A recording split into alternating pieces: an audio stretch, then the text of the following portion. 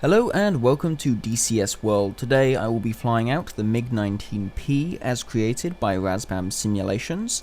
I will be taking off from Sochi-Adler and then heading down the coast to intercept and eliminate a group of B-52s.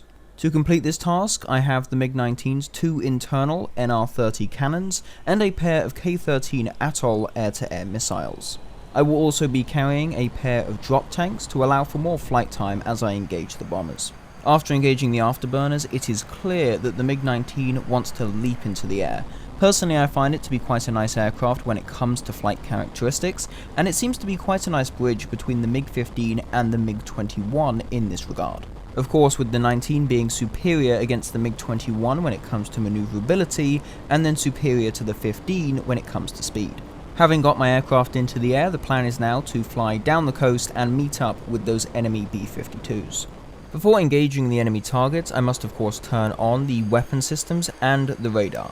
Looking at the cockpit at first, the amount of switches might seem a tad daunting, but not to worry, there is a level of logic to the layout that makes the cockpit quite easy to navigate. I have actually put together a little document that runs through the quick setup for most of the weapons and the radar on the aeroplane. I will of course link that document in the description just in case anyone wishes to use it. As far as setting up the weapons on this flight, I've turned on the power switches for the pylons, guns, radar and gun sight. These are all located on the right side wall of the cockpit. Then moving over to the direct left side of the pilot, I turned on the radar and then also selected the IR missiles as they are the first weapon I will be using. Finally, I held the reload buttons for each gun for 2 seconds to arm the guns. These are located above the left side of the instrument panel. For engaging the first B-52, I will be using my two K-13 Atoll air-to-air missiles. Of course, this is essentially a reverse-engineered version of the AIM-9 Sidewinder, and seems to have a max effective range of around 2.5 nautical miles, at least when engaging bombers such as the B-52. So that first missile was pretty much running out of energy and airbursted just behind the B-52, not quite dealing enough damage to take the aircraft down. So I fire a second missile, and this one is a little bit more successful, being able to down the enemy bomber. So with both of my missiles being used to deal with the first B-52, I will now have to switch over to my two 30mm cannons to deal with the remaining two targets. All of the weapons are of course already turned on and armed, so all I will need to do is switch the weapon selector from the IR mode for the missiles to NR30 for the guns, and with that the guns will be good to go.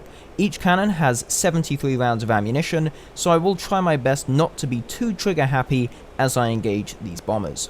But for now, I do actually need to get within a decent range to actually use the guns. Firing from this distance wouldn't be the most consistent way to hit the target, and since these bombers don't seem to have any offensive gunners, it's quite easy to get up close. As you can see, the radar currently has pings for those last two remaining targets, one of which is within the locking box, so I could actually lock this target if I wished to, but at this range that really wouldn't give any kind of benefit. Firing some rounds, pretty quickly dispatching of that enemy B-52 by essentially just cutting his wing off. These guns are quite powerful, so will very easily take down bombers, fighters, whatever you're really using them for, it'll usually quite easily take them out. So now just to head over to that final B-52. As said, the guns really are quite powerful, so can actually deal with large bombers very quickly. Aiming for the wings or the tail section of the aircraft tends to be the quickest way to take down an enemy bomber, as they're basically the most critical components on the aircraft, and the rounds from these NR-30s seem to easily rip through those surfaces, so that's probably the quickest and easiest way to shoot down an enemy bomber, while also perhaps trying to save some ammunition. Heading over to the final B-52, as I'm doing that, he actually made a turn, which has allowed me to get quite close pretty quickly. Getting lined up, as I'm attempting to do that, I fire a shot, although it's pretty poorly judged, so they do not hit. But then I get quite close, and I begin to aim up for that right wing, and just fire a single burst, and the wing is gone. So, as said, go for those critical sort of aerofoil surfaces, go for the wings, go for the tail section of the aeroplane, things that really it can't fly without, hit them, and the guns are powerful enough that it should just shred that straight off and the enemy will go down. But that is it, the third and final B-52 is down, so now the only thing to do is to head back to base and return the aircraft. By the time I got back to Sochi-Adler, I actually had a good amount of fuel left in my main tank thanks mostly to those drop tanks that I used for most of my initial intercept.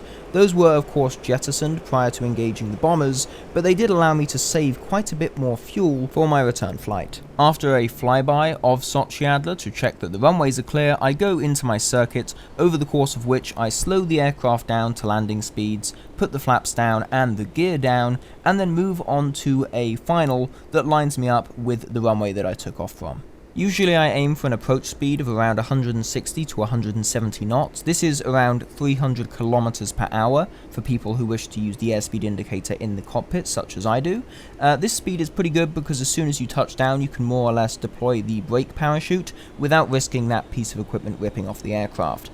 Going in for a touchdown, I have quite a long flare actually here, and then I do touch down, have a slight bounce, but other than that, it's a relatively smooth landing, pretty solidly on the runway, and I do then deploy the brake parachute to aid me in slowing down relatively quickly. And that marks the completion of my intercept with the MiG-19. This is an aircraft that I have really started to dive into recently, so this was a nice little practice mission for me personally.